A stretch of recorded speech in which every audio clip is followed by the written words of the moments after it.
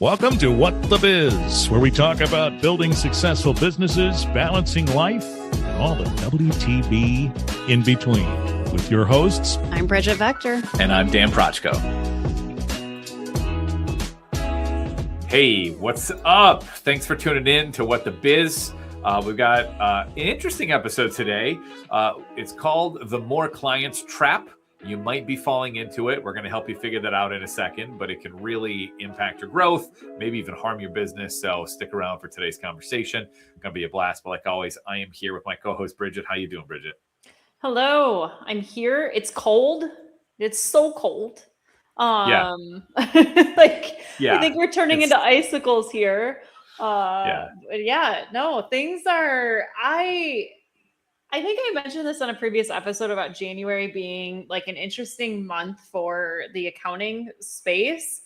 I've personally loved this January so far, and I have had some of the most brilliant creative ideas that I've had in a while, and I'm really excited about creativity again.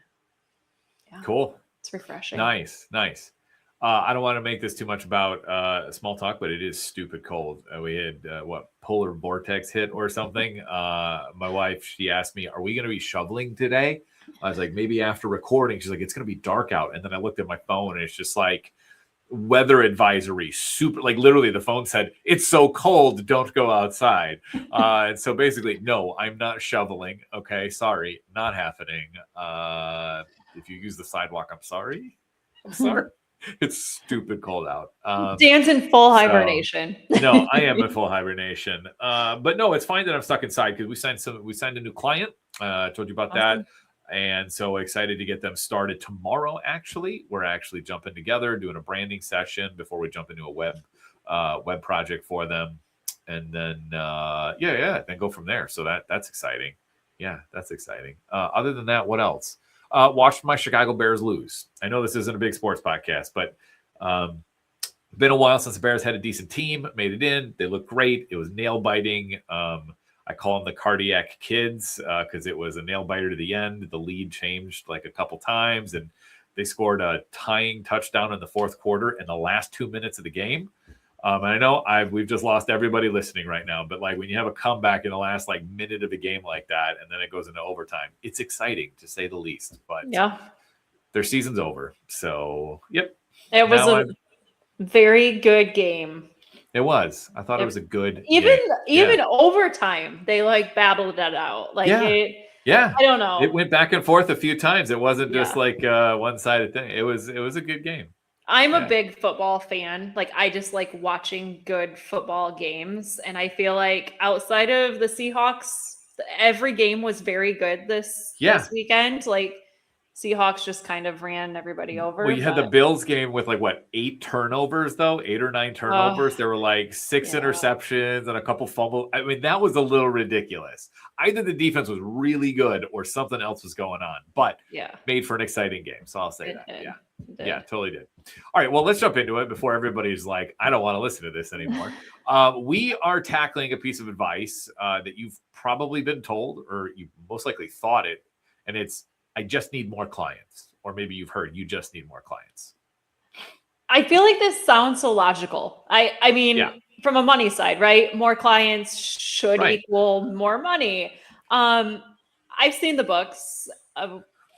We've lived the 100-hour weeks, to be honest. If your profit margin is broken, more clients means that you're running faster on a treadmill that is about to just the tread is just gonna fly right off the tracks. No, totally, yeah. And so we're gonna talk about why volume is just a vanity metric, and you know how growth if you're not set up right, is actually going to destroy your reputation if you're not careful. Okay, so here we go. We're going to jump in. We're going to do a quick gut check here. All right. Help you understand, are you in a trap or not? Okay. So I'm gonna put some lines out here. Okay, some sentences, some phrases. And if you're saying yes to any of these, we'll tell you what comes next. Okay. So 1, have you grown, but you're not taking home any more pay? Okay. You brought on more clients, but you still have the same profit. Okay. Yes or no? 2, As the owner, you're starting to do work again. You're picking up the extra slack, maybe so much so that you're sitting in bed answering emails in the middle of the night. I mean, yeah, who hasn't been there? But, okay, yes or no? Are you doing that? There's no room on the schedule, but you're still taking on clients anyway. Your brain is probably saying something like, hey, how am I going to fit this client in?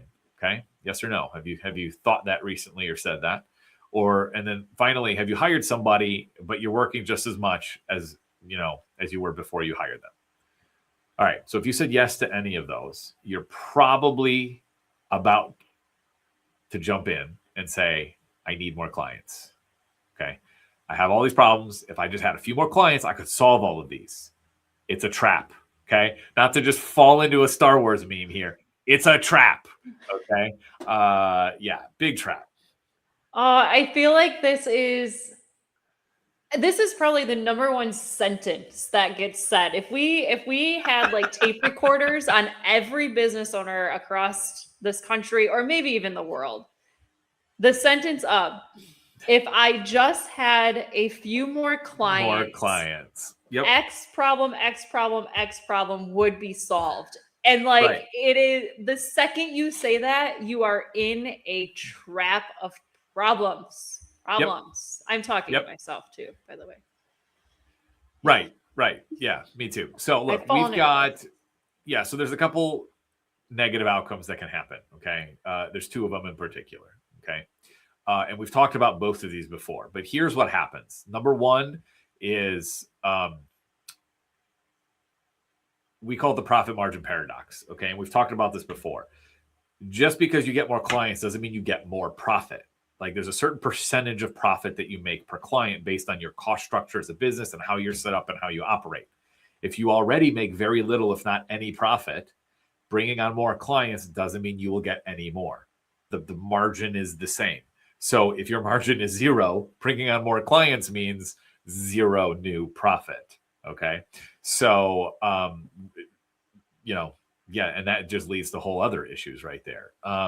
So inefficiency in your cost structure, more clients just means you're just going to silently continue to leak money. And it's worse because you're working more, putting in more hours, and that stress builds up. And it's just not a good way.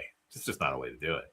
Well, you're pretty much just expanding the problem. So like a money problem, like the profit margin at 2 clients is going to be the same money problem at 10, 20 clients until you solve whatever the cost structure is that's breaking, right? Whatever's making your money leak, it's like pouring gas on that fire that's already burning, and you're just going to make it worse. And I think this also leads into that, your margin doesn't get better. It doesn't necessarily get better when you bring on more clients, right? So a smaller amount of clients that have a higher profit margin is often like a much healthier place in business when kind of it ends this paradox that you just talked about, than if you have like a huge roster of clients that maybe you're only breaking even, maybe you are losing money, right? Yeah. So having more clients doesn't necessarily mean more profit. Yeah, no, as an example, like us as a marketing agency, we'll sometimes do projects hourly. But depending on, who are we outsourcing it? Do we have employees on this? What's the hourly rate? Does it require other tools that have costs associated with it? If we don't get that hourly rate correct, we could actually lose out. Okay. The other way that this is like project-based, we also do project-based stuff. If it ends up taking longer, we got to pay people more. We don't work out. So getting more clients doesn't help us because I'm just going to incorrectly bid the next one, or I'm going to incorrectly charge because I got this hourly rate, but all of my costs are too high. For some of our clients in the cleaning industry, same thing. I got to pay these cleaners. They've got the time to travel, the time to clean, their supplies. I've got, my insurance and other things involved. If my hourly rate and the way that I bid this project isn't profitable for me, it doesn't matter that I get 5 more clients because I'm going to be bidding them and estimating them the same way I estimated the current one. So it doesn't matter how many more clients I get. The way I'm pricing makes it, and the way that I'm set up in a cost structure makes it impossible to make any more money, regardless of how many new clients come in. We did an exercise with one of our clients. It's actually a marketing agency, not Dan, by the way. But we did an exercise. If it was, I would totally tell the story. Yeah. Well, we did an exercise where we actually broke this down because they were feeling this and they're like, we just don't know where it's broken, right? And so we said, track your time, like track everybody's time for the next 2 weeks.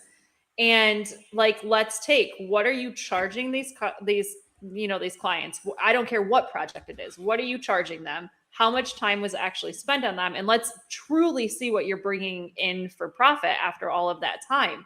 It was so eye-opening that they could see the areas where they weren't charging enough. So like you just said, it doesn't matter how many more they brought on, they weren't charging enough. So they will forever lose money until that piece got changed. So they were chasing clients, but they were chasing them at a loss. And it was just snowballing, that feeling that they had. If I just had more clients, no, actually it's breaking you. It's a pyramid scheme. It's basically a pyramid scheme. It's Bernie Madoff, honestly. It's just like you're constantly bringing on more clients for that revenue to pay off the costs that you had before.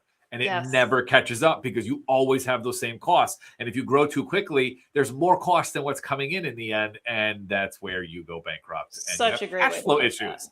That's a cash flow issue then. And we've talked about that before too. Cash flow reports, important. Okay. So that's number one, the profit paradox. More does not anymore. Okay. Number two is, when you grow quickly, you can outgrow your capacity. And I think that's kind of inherent in what we've been talking about. And it's really a fast track to brand damagement. Okay. Brand damage. Okay.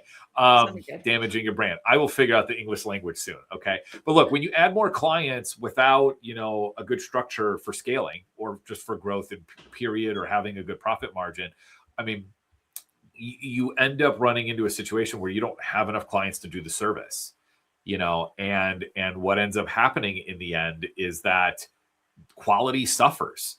You don't keep up on things, you start dropping the ball, or people aren't trained properly and then they're not doing the service correctly because you're hiring quickly, but then you're not training right.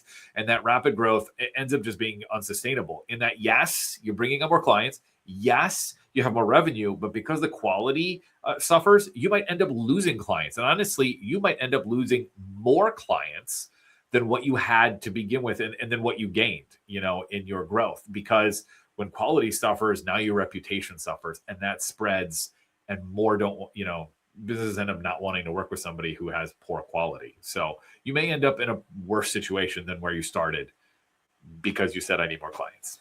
And I think that service slippage is a great just reminder, because I feel like it takes a little while for that to build up for you to notice. And once you notice, that downhill effect is normally in motion to where you were like, you can in hindsight see, oh my gosh, like we grew too much. We slipped on all of our client service and now everybody's leaving us. Like it takes a minute for that to compound, but once it gets there, it is like a train that isn't stopping. Yeah. So thinking about some of our clients, how does this manifest? You're constantly like for many of our clients being in the cleaning industry. I don't know why I keep saying that, but by now everybody should know if you've been listening. But basically, you're scheduling like 3-4 weeks out, or you're coming up to the next week and realizing cleaners are double booked, and then you're calling clients saying, "Hey, can we move you?" And then instead of clients being cleaned on their normal cycle, everybody is off by like 7-8 days or 10 days, and constantly things are being pushed out. And that in the end is a quality issue, because if somebody's home isn't being cleaned on time, it's dirtier than they want it to be. And so we're not keeping up with where we need to be. Another way would be is that you're asking cleaners to clean faster. That can lead to injury. That can lead to things being missed. I think we just all understand that piece. So, yeah. I think if you're feeling inside the schedule that it's really hard to fit the work in, you can already assume that service is slipping. Like that's probably the easiest gut check or just calendar check where you're like, I can't fit everything in that I need to do. You already know you're slipping. Yep. I hate those times of year where we're super busy and it doesn't make sense to say hire someone because it's not going to stick around. Like we haven't grown enough where we know it's stick around, and I got to put in those 10, 12, 16 hour full days, what am I talking about? 10 hours is usually normal. So 16 to 18 hour days. And it's just like, oh my God, I can't wait for this to be over. And I'll tell you, the number one thing I don't say in my head is I just need a few more clients. At that point, all I'm saying is I need fewer clients, which leads us to the solutions. Okay. So we've got 3 solutions, and these will solve the issue pretty much entirely.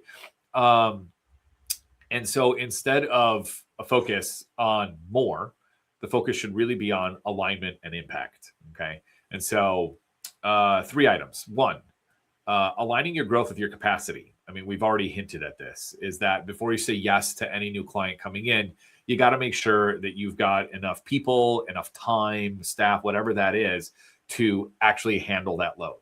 Okay. So whether that's automation or hiring, you want to hire beforehand.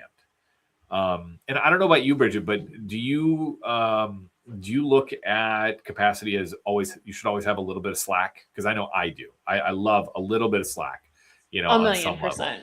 1,000,000%, because you should be pricing to be able to have that little bit of slack, right?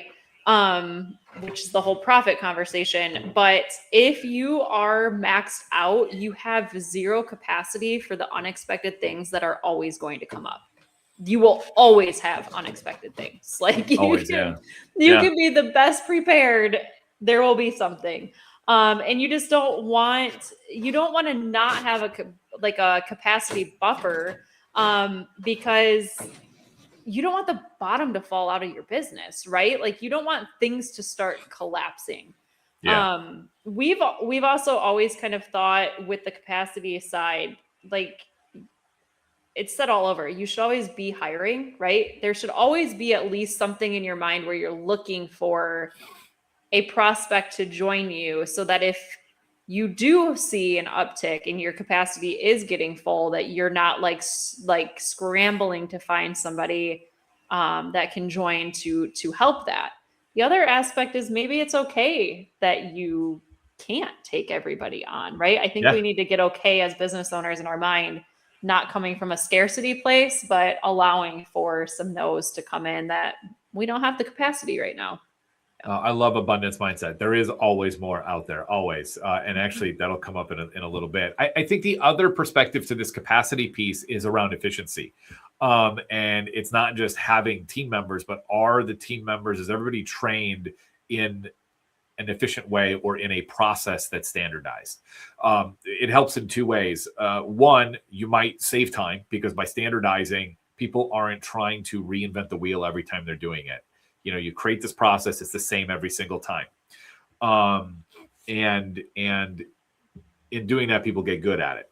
The other way it helps is that when you're standardized, even if that standardized process maybe isn't the most efficient because it's the most effective for everything around, because efficiency isn't, I don't know about you, Bridget, but I don't think efficiency is always the goal of everything. I think there's a quality element, there's relationship with people. So having a standardized process, I think on our end, when we look at things like graphics or we're doing a website build or other pieces, we look at it as like, how much time is this going to take based on our process? We can actually estimate and know that this is the amount of time something is going to take.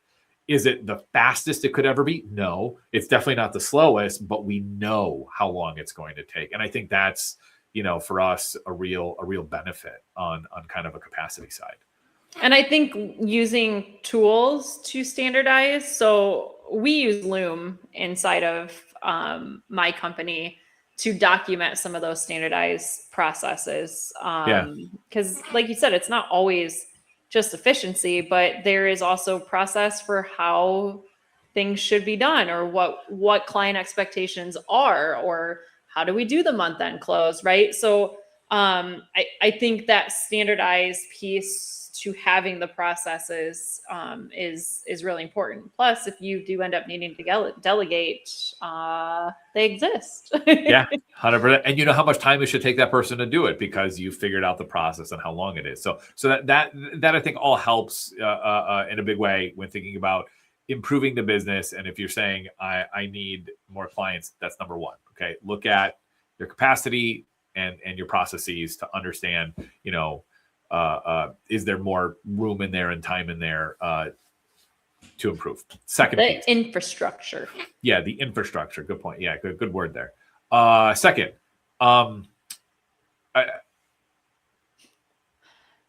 this is your client list. Yeah, trying to be diplomatic on this one. Your client list is full of some clients that probably shouldn't be clients. Okay. I guess there's no diplomatic way about that. Okay. And maybe the fastest way to grow is actually to get smaller first. In any roster of clients, we have found that there is always a certain percentage that for some reason take up the most of your time. And that's different for different industries, but being a service industry, we have clients that'll call us, they'll use our services more than others, and we might not necessarily be the best at holding ourselves or them accountable to that time, et cetera. Or the agreement that we have in place wasn't set up right for the actual scope of what's going on. Or maybe things have changed over time and we just never readdressed it. So there's some percentage of clients that are taking too much emotional energy, too much of your profit because things aren't set up correctly. And you just might need to make room for better or bigger clients. I think this is one of the hardest of the three solutions that I know you're going to talk through today, because this is very much a mindset component. So our brains are naturally wired to keep us safe, right? We are conflict battling avoidant. Yeah. It is. We are battling that every day. So the second that it is thought or said out loud, or not, you just heard it, right? Your brain just said, we can't get rid of clients. Like, that's where our revenue comes from. That's how we make money. Yeah. We don't want less clients, right? So it is instantly protecting you. Like, that is a protection mechanism. And I think as business owners, we have to battle our brain's natural protection for what really like what really needs to happen.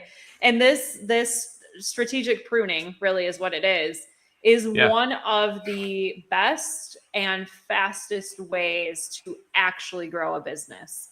I think every business owner should at least once a year look at their roster list, identify what's the book, the 80-20. There's the Pareto principle. Oh, but there's a book that talks about this too, and I probably shouldn't have that on hand. It'll come back to me while we're going. But like, this is the truth, right? Like, find the top 20% of your clients that produce the most profit for you. They should be the ones that likely get I wouldn't say the majority of your attention, but they are like the focus of your business. And if you look at what bottom edges and their profit really are, you're probably going to see that the time that you'll free up, the opportunity cost that they are causing you, right? Like, you could be finding better clients if you had that time back. And that's kind of what this pruning is intended for. It's not to say cut all your clients and don't try to find anybody else. It's find the ones to replace the clients that aren't bringing in the profit for you, instead of just bringing on more clients and still serving those clients that are taking up that emotional energy. Yeah, that's really hard to do. And this isn't something that anybody's done anything wrong. It's just businesses evolve and we tend to move different directions. You've heard from us, our story, and how we've changed and new things we've put in place. What you haven't heard is whether or not we've shed any clients or anything like that in pursuit of any of that. But that's exactly those times where one would. If you're going in a different model, you've put some new service out, we're going to focus in this area, you're going to, over time, identify that you've got clients that don't fit that anymore. And you're not focusing there. And it becomes really difficult to support them because it doesn't fit the normal processes of everything else. That's who you would get rid of. And we've done that before, actually. We've changed from being a social media full service house to now, no, we focus on certain elements of marketing, not all of it.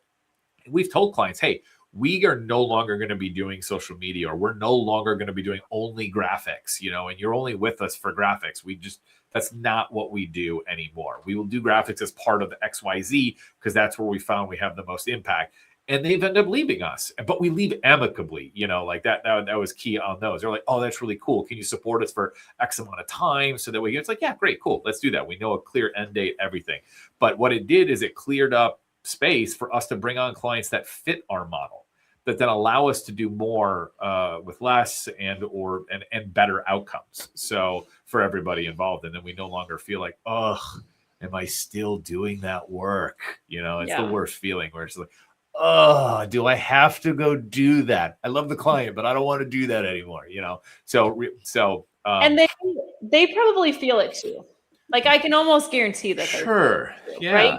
And I think you hit it on the head where it's not that you don't want to serve them. It just might not fit the business model anymore, or what they need may not fit what you can give anymore.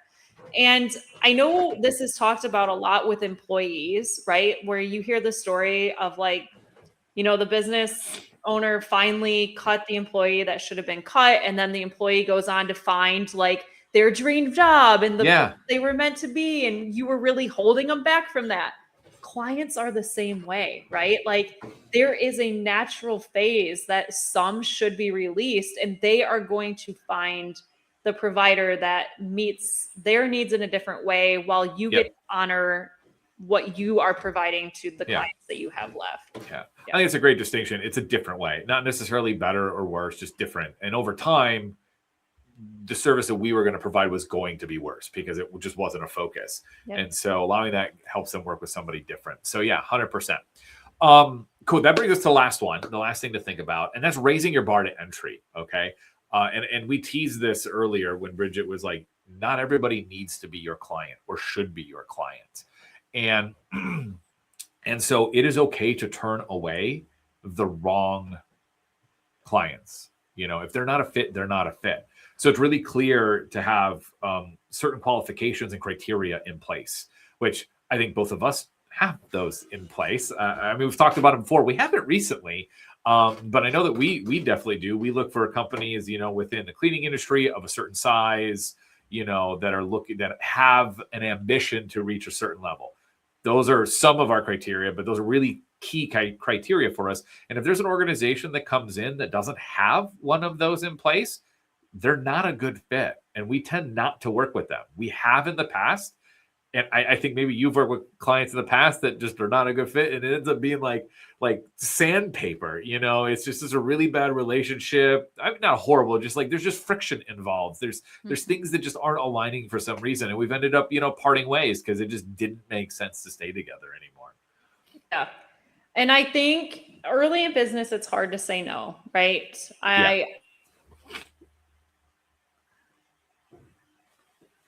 I do and what they don't want in the clients that they're bringing on. And I think it's only to the betterment of the potential clients, right? When you know what you do and don't want to serve, like it actually helps the potential clients coming to you. Yeah.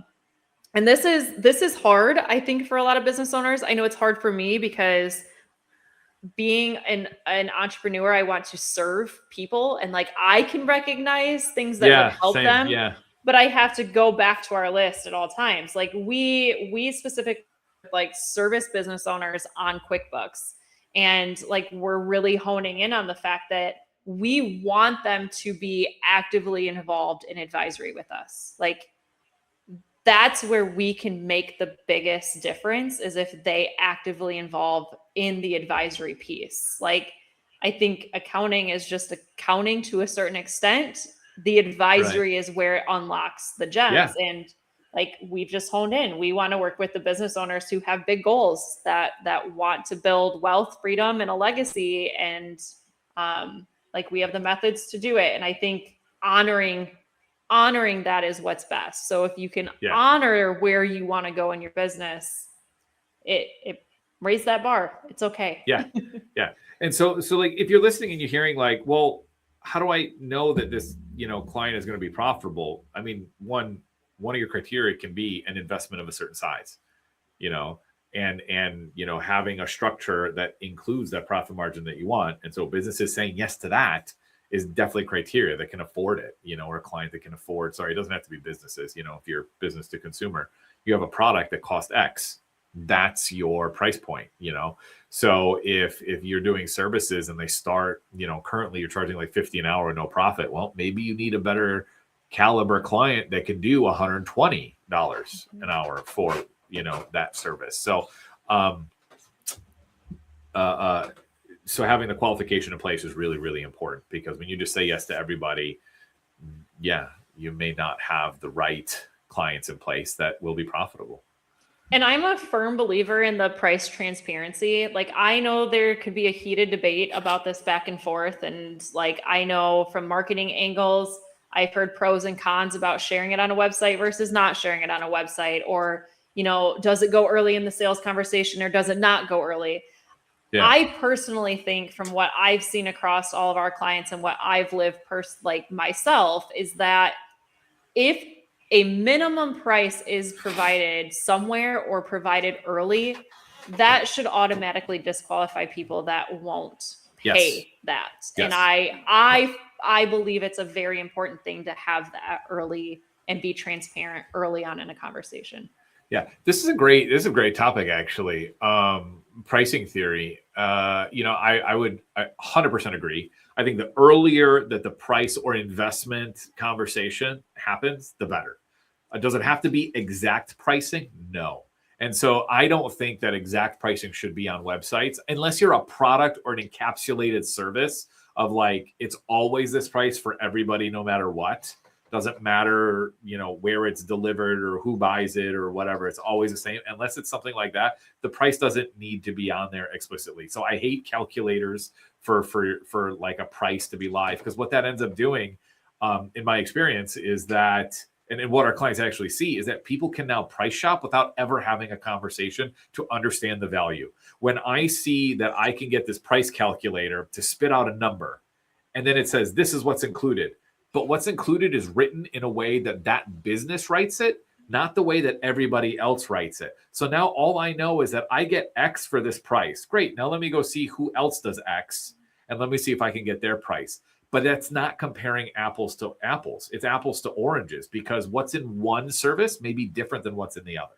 And so I think that talking about price early is important, because you want to make sure that you can qualify them, that they are able to afford and invest continuously into whatever it is that you do. But putting it all out there super early in the front without ever having a conversation around values and do you fit, et cetera, or just having that connection to be able to do that at the same time, I think is a detriment. So that's my take on the pricing out there. Yeah, a little extra tidbit. No, yeah. Good stuff. Cool. Yeah. So quick recap. So so look, if you're sitting in bed and you're in your brain and you're saying, look, I just need more clients and it's all going to be solved, then the three things that you just got to hit on is taking a look at your profit margin. Okay. Repricing your services if you can, not if you can, you need to. Okay. Because if you're not Megan, you need to. So recheck those profit margins. 2, putting a plan in place for capacity. Okay, to make sure that you're always hiring, or you always have a little bit of buffer, because like Bridget was saying, there's always emergencies, there's always things that pop up. And then 3, looking at your current I misdid that. Number 1, capacity building. Number 2, look at this. This is what happens when you're live. Number 1, holy cow, I didn't even remember my brain. Number 1, aligning on growth capacity, always having that buffer. 2, looking at your clients to see which ones are not in that profit margin level where you want them to be, or which ones are taking up the most of your time. And then number 3, better qualification. But in that better qualification comes the set your prices right from the beginning, so that you are profitable. So those are the 3 elements. Oh, my brain. Can you tell it's been a week? Which is crazy, because it doesn't feel like it's been. Oh, man. But with that, let's jump. Yeah, right. But with that, let's jump into the What the Biz moment of the week. I think I started last week. So Bridget, why don't we kick it to you?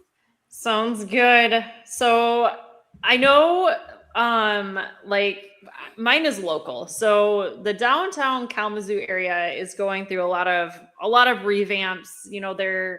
They they've brought in businesses. I know a business that started down there last year. I'll just say it actually. So it's Sit and Stay Winery. Yep. And I think they've done a really good job of kind of bringing they were canine handlers for a while, the owners of this company. And they've done a really good job of kind of having this opportunity. You know, they make their own wine so that people can come in, have wine. They cater to allow, you know, dogs or whatnot, I believe, but they are opening like a second piece of their business. So they recognize pretty early on that people were coming in for wine, but some people aren't wine drinkers. And so they are actually going to start brewing a few select beers of their own.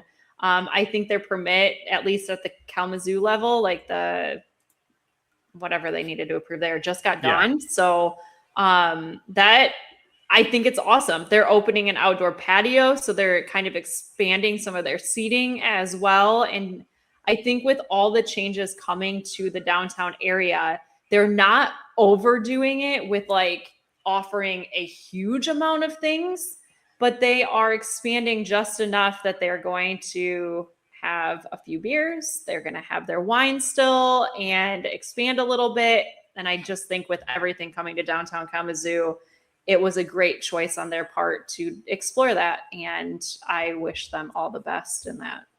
For sure. Yeah, no, listening. I mean, if a business doesn't have a way to listen to the current clientele and just understand what people are feeling when they come, you know, because I'm sure they've had groups come in and there's one or two people that are like, do you have anything other than wine? And you hear that over and over again. But if your team, you know, even as owners, if you're not receptive and paying attention, you can definitely miss out. And that person's not really going to push with the friends to go back because there's nothing there for them to enjoy.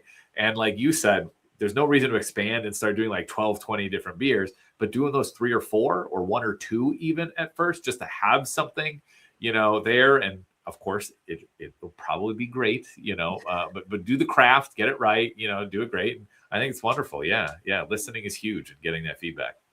Yeah. Yeah. So yeah. I'm glad that they're not overdoing it. I think they're doing that very smart, but just enough. Yeah.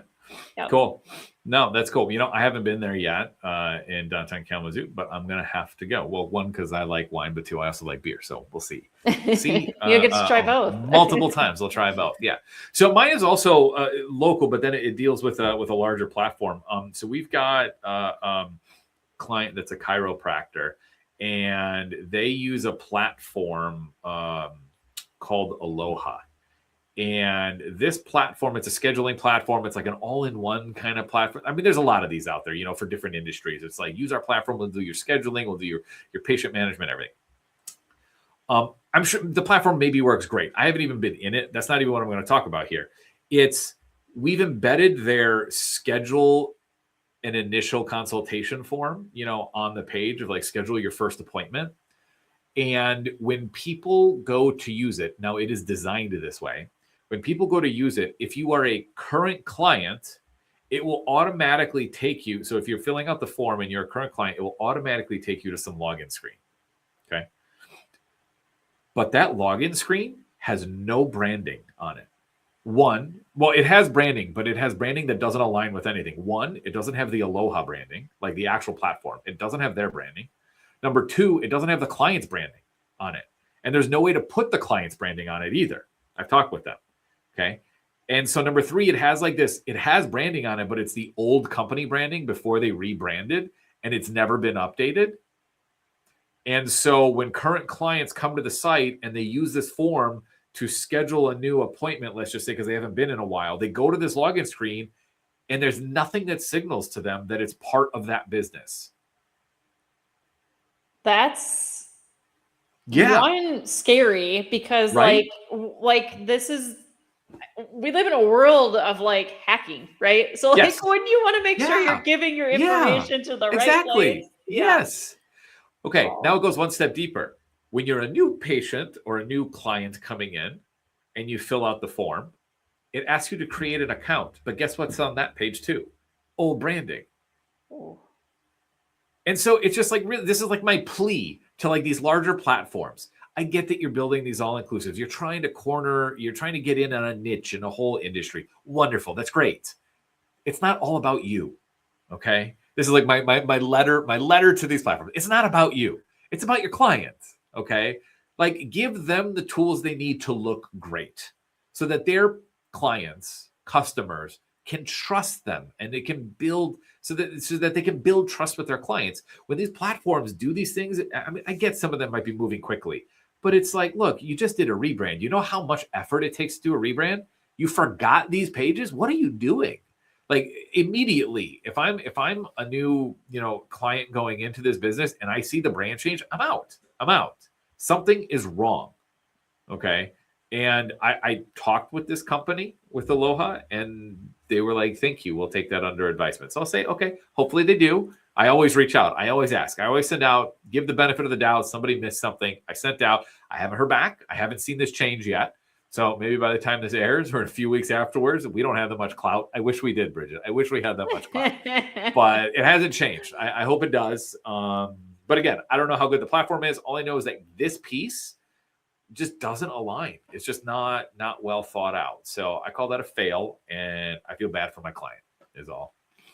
Well, and it's a fail for that company, because I think in the long run that is going to impact the usage of that platform. Like, those are very founded worries, or like, I guess, like missing pieces that you would expect from a platform. Like, that's all there is to it. Yeah. I mean, over time, it's just like think about it. They're spending on advertising, they're spending on marketing, but then they're not seeing signups. And I'm saying, like, hey, there's a mismatch here in brand. At some point, it's either the ads aren't working, or no, the platform's wrong. There's something wrong going on here, or something negatively impacting. And so sometimes it's difficult to for someone to believe it's the platform, because it's like, oh, it's just a tool. What do you mean the brand? But it's like, it doesn't look like you. It also doesn't look like a real brand. It's bad. But anyway, hopefully it's fixed by the time this goes out, or after in a little bit. But with that, that's a wrap on another episode. Thanks so much for hanging out with us today. Bridget and I know that your time is valuable, so thank you for spending it here with us. All right. If you've got some value in today's conversation, maybe picked up a new strategy for your business, do us a huge, huge favor. Leave us a review. Apple, Spotify, wherever you listen most. It's actually the best way to help other owners find our show and get some more insight from us. So thank you very much for doing that. But if you have a hurdle that you're facing, maybe a topic you want us to explore, or you want us to share our expertise on, head over to whatthebiz.com, drop us a line. We love hearing your ideas, and we just might make it into an episode for you. But until next time, keep building, stay proactive, and we'll see you in the next one.